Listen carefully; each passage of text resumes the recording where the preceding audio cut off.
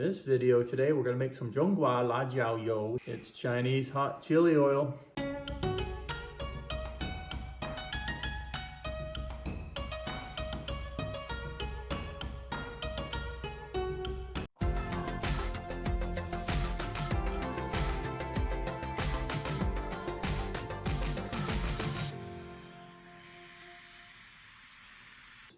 Now it can be found in most Asian restaurants. They put this hot chili oil on just about every food that they eat. It's delicious. It can be placed on many foods such as noodles and soups and dumplings and basically bread. It can be used as a dip. You can put it on just about everything that you want. One of my favorite things to do is take the hot chili oil and place it in a little bowl that has some Chinese black vinegar in it. And then you take a piece of bread and then you dip it in the hot chili oil vinegar mixture, and it's quite delicious. It's similar to what the Italians do when you go to an Italian restaurant and they take a little oil and vinegar and you dip your bread in it. Good. Okay, there's numerous ways to make this condiment. I spent quite a bit of time on the internet and YouTube looking at different recipes, and I found out that this was my favorite way to make it. I think you'll really enjoy it. So you want to use a clear, neutral flavored oil to make this. I have used canola oil in the past and it's turned out quite nicely, but today I'm going to use avocado oil because it's just a little bit more healthy.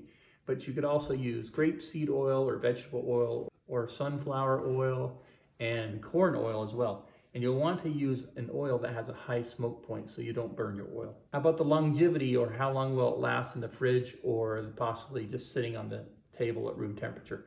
So I've read lots of different numbers with this, and probably the safe thing to do is if you put it in the fridge, it may last a year. If you have it just sitting out at room temperature, maybe 6 months. Okay, remember to like, share, comment, and subscribe. Helps the channel out. Okay. As usual, the ingredients will be listed below. Most of these ingredients you should be able to find at your local Asian market, but I'm going to put a list of those ingredients and where you can find them below.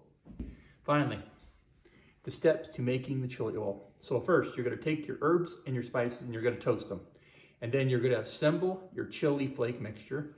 And then you're going to infuse your herbs and spices that you're toasted in your oil. Then you're going to strain your spices from your oil. And then you're going to pour the oil over your chili mixture. And you're going to watch it bubble, and it's going to be very magical. And then you're going to let it cool. And then you're going to add your final ingredients. And then you're going to enjoy it. Let's make it. Okay, so the next step is that we're going to make our chili flake mixture in a heat-proof bowl. And you need to make sure this is heat-proof because you're going to pour some hot oil in there and it may damage your bowl. So make sure it's heat-proof. In a bowl, you're going to add your chili flakes, and then you're going to add 4 to 5 minced garlic cloves, and then add a teaspoon of sea salt. And you have to use sea salt. And this is the reason why.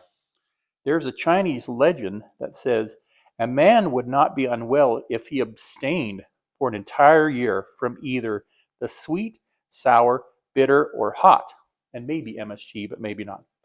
But deprive him of salt for a fortnight, and he will be too weak to tie up his chicken. And then I'm going to put in a pinch of MSG for good luck.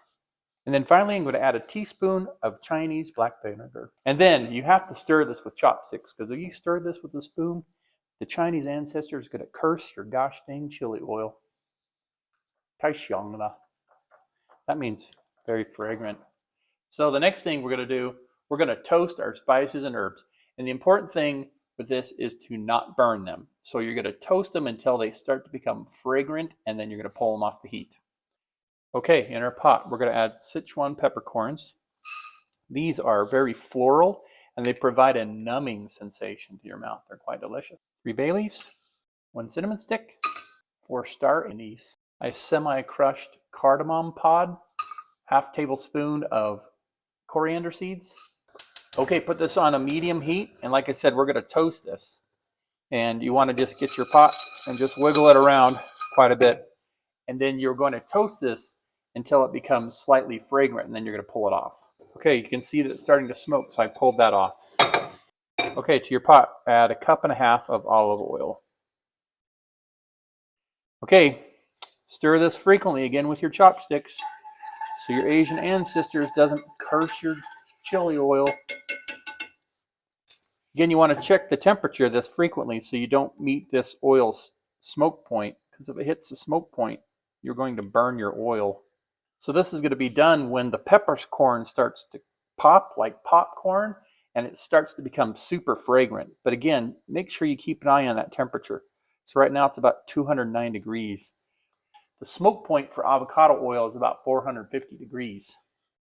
You can see that it's starting to boil a little bit, which is what you want to see. So that was starting to heat up quite a bit. So I actually turned down the temperature because I don't want this to cook too fast.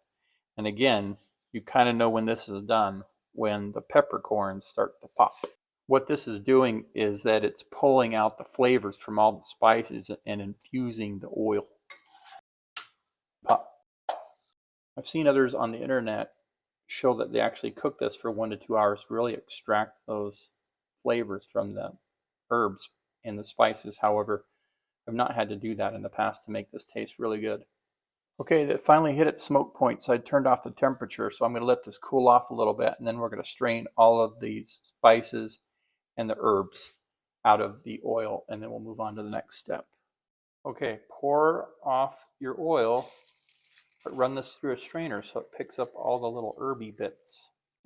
That's what your oil looks like. Now, this is a pro tip. Pro tip. So you know your oil is ready to pour on the chili mixture when the wooden skewer that I put in here takes about 1 to 2 seconds to bubble.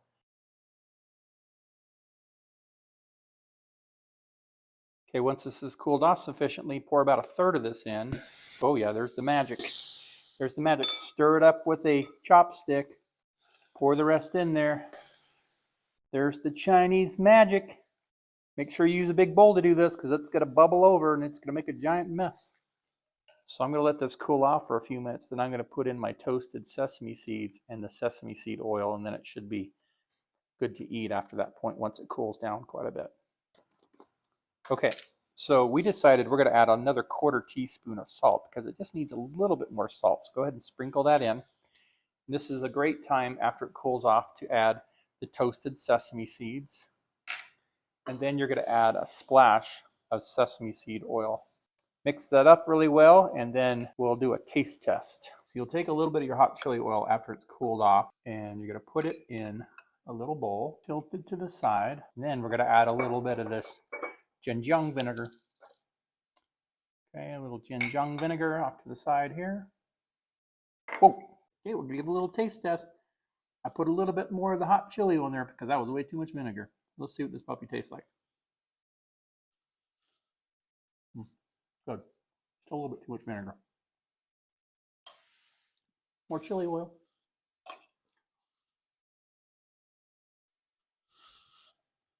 Better. Spicy, a little salty, a little vinegary. It's delicious. Make it. Bye. So lift up your lid. It's been about 5 minutes. Oh, those look nice.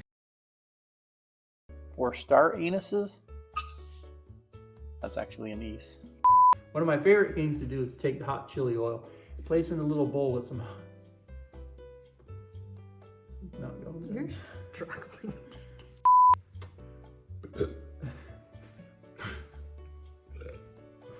Chinese chot hill. Chinese chot. Right on the set.